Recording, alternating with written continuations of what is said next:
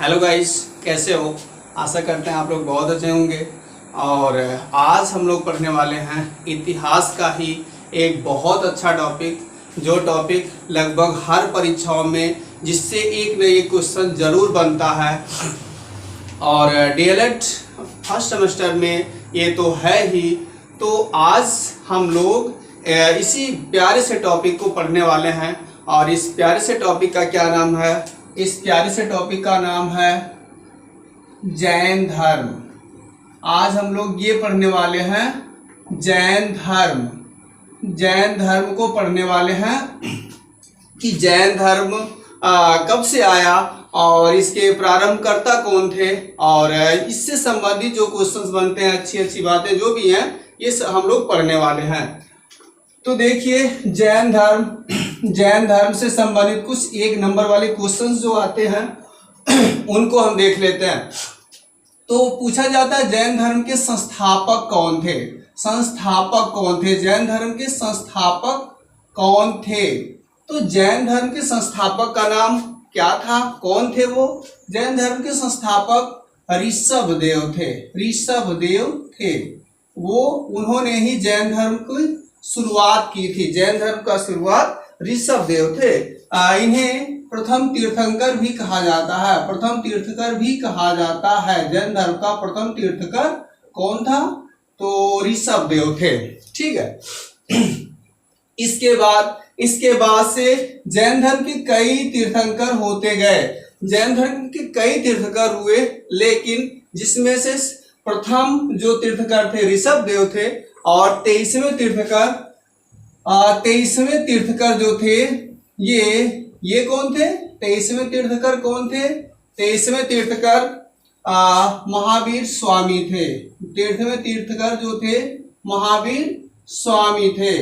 इन्हें महावीर स्वामी थे 23वें तीर्थंकर, और इन्हें ही जैन धर्म का वास्तविक तीर्थंकर माना जाता है। वास्तविक तीर्थंकर माना जाता है। इनको ही महावीर स्वामी को जैन धर्म का वास्तविक तीर्थंकर माना जाता है। क्यों माना जाता है?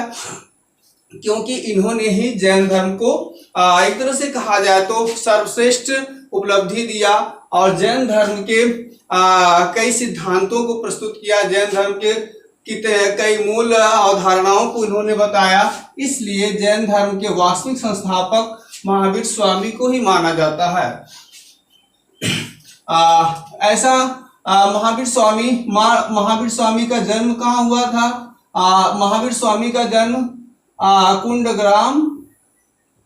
कुंडग्राम वैशाली में हुआ था। बहुत बार परीक्षाओं में पूछा जाता है महावीर स्वामी का जन्म कहाँ हुआ था। तो इनका जन्म कुंडग्राम वैशाली बिहार में हुआ था। और इनके पिता का क्या नाम था? इनके पिता का नाम सिद्धार्थ था। इनके पिता का नाम सिद्धार्थ था। और थोड़ा सा याद भी हो जाता है, मतलब ये गौतम बुद्ध से, और कहते हैं ना बौद्ध धर्म और जैन धर्म थोड़ा थोड़ा रिलेटेड होता है, थोड़ा थोड़ा संबंधित होता है। तो वैसे ही जैन धर्म के मतलब महावीर स्वामी के जो पिताजी थे उनका नाम क्या था? सिद्धार्थ था। लेकिन वो सिद्धार्थ नहीं, बौद्ध धर्म वाले नहीं। और इनकी माता जो थी लिच्छवी वंश की थी। इनकी माता जो थी लिच्छवी वंश की थी, और कहते हैं राजा चेटक की बहन थी। लिच्छवी वंश के शासक चेटक की बहन थी, ऐसा बताया जाता है। और ये क्षत्रिय परिवार से थे। और इन्होंने बचपन से ही ये क्या करते थे, मतलब बहुत ही ये विचारशील थे, और संसार के दुखों इत्यादि के बारे में बहुत ज्यादा सोचते थे।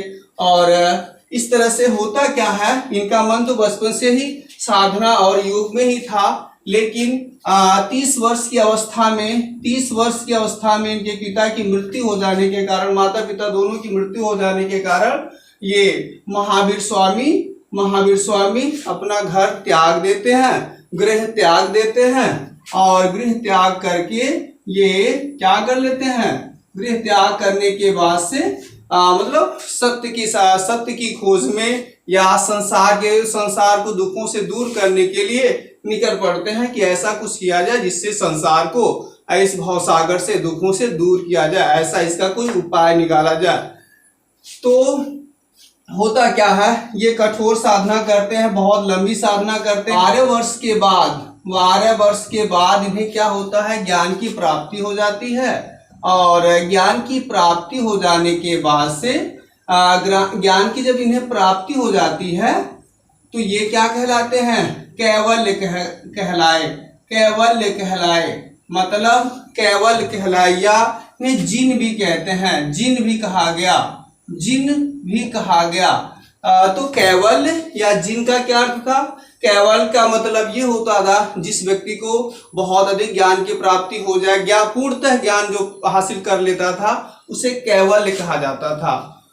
और जिन का मतलब ये होता था कि महान योद्धा, मतलब जो हर चीज जीत चुका है उसे जिन कहा जाता था। और इस तरह से महावीर स्वामी को जिन कहा गया कि मतलब वो इन्होंने अपने सभी सांसारिक चीजों से जीत हासिल कर ली। और ये जो है ईश्वर कहते हैं कि सर्वश्रेष्ठ की प्राप्ति कर लिए। और इसीलिए जिन से ही आगे चल करके इस धर्म का नाम जैन धर्म पड़ा भी था। इसका नाम आगे चल के जैन धर्म क्यों पड़ा था, ये जिन के नाम से ही इसे जैन धर्म कहा भी गया था, क्योंकि इस धर्म की प्रमुख विशेषता ये थी, जिन की उपाधि वही पाता था जो सर्वश्रेष्ठ प्राप्ति कर लेता था, उसे ही जिन कहा जाता था। अच्छा, तो ये जैन धर्म से संबंधित कुछ बातें थी। जैन धर्म जैन धर्म ने कुछ लोगों को मतलब अपने जीवन की समस्याओं इत्यादि से दूर होने के लिए कुछ व्रत दिए और कुछ आचरण दिए, कुछ आचरणों को दिया था। और वो कौन कौन 3 आचरण होते हैं, सम्यक दर्शन,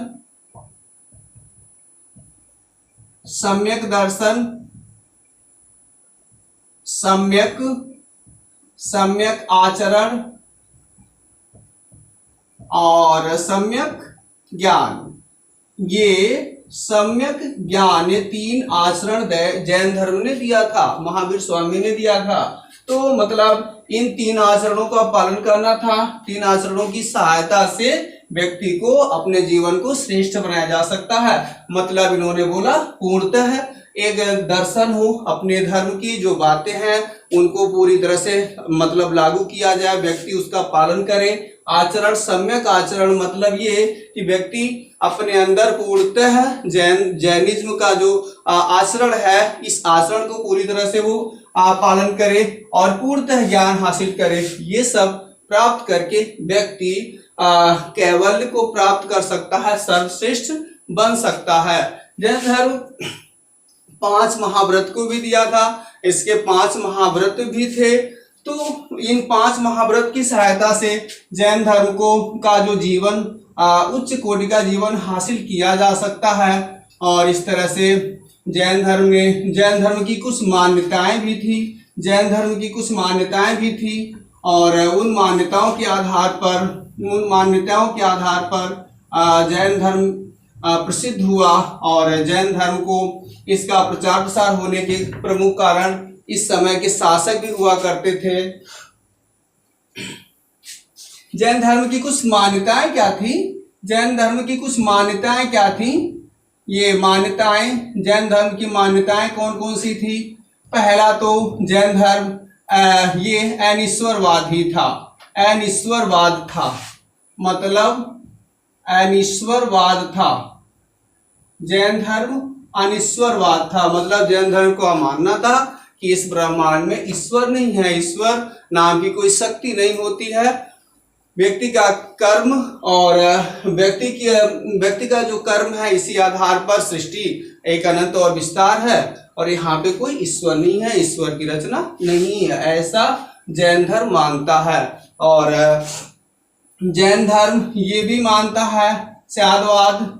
ये स्यादवाद मतलब जैन धर्म के बारे में ऐसा भी कहता है कि सत्य ही है और सत्य के आधार पर सभी चीजें प्रमाणित है। और इस ब्रह्मांड में सत्य, ये भी जैन धर्म ये भी कहता था कि किसी कोई चीज पूर्णतः सत्य पूर्ण रूप से सत्य नहीं साबित किया जा सकता है, और सत्य की पराकाष्ठा बड़ी उच्च है। मतलब एक तरह से कहा जाए कि सत्य तक पूर्णतः हर चीज की सत्यता पूरी तरह से नहीं हासिल की जा सकती है, ऐसा जैन धर्म की मान्यता थी। अच्छा, एक चीज और भी है, जैन धर्म जो है वेदों का विश्वास। नंबर 3 आप कह सकते हैं वेदों में विश्वास। क्या जैन धर्म वेदों में विश्वास करता था? क्या जैन धर्म वेदों में विश्वास करता था?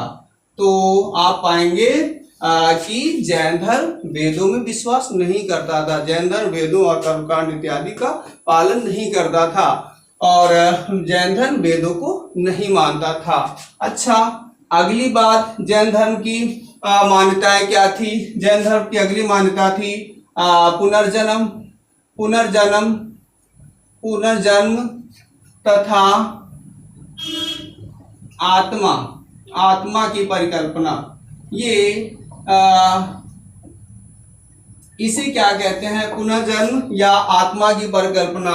तो जैन धर्म पुनर्जन्म को मान्यता था, और ये उसका मानना था कि पुनर्जन्म हो जाता है, और आत्मा की परिकल्पना को भी सत्य मानता था। जैन धर्म मानता था कि आत्मा अजर अमर है, हर कण कण में आत्मा का वास होता है, आत्मा पाई जाती है, और पुनः एक जन्म के बाद दूसरे जन्म में भी आत्मा शरीर धारण करती है, ऐसा जैन धर्म मानता है। और इतना ही नहीं, जैन धर्म ये भी मानता है कि आदमी अपने कैवल्य से, अपने आचरण इत्यादि की सहायता से व्यक्ति जो है मोक्ष को भी प्राप्त कर सकता है, मोक्ष या निर्वाण को भी प्राप्त कर सकता है, और निर्माण प्राप्ति करने के बाद से वो पूर्णतः जन्म मरण के बंधनों से मुक्त हो सकता है और अनंत आनंद प्राप्त कर सकता है। तो इस तरह से आज मैं जैन धर्म पे आधारित छोटा सा वीडियो लेके आया था। आशा करते हैं वीडियो आपको अच्छा लगा होगा, और ऐसे ही आगे के वीडियोस देखते रहें, और वीडियोस को लाइक करें और चैनल को जरूर सब्सक्राइब करें। जय हिंद, जय भारत।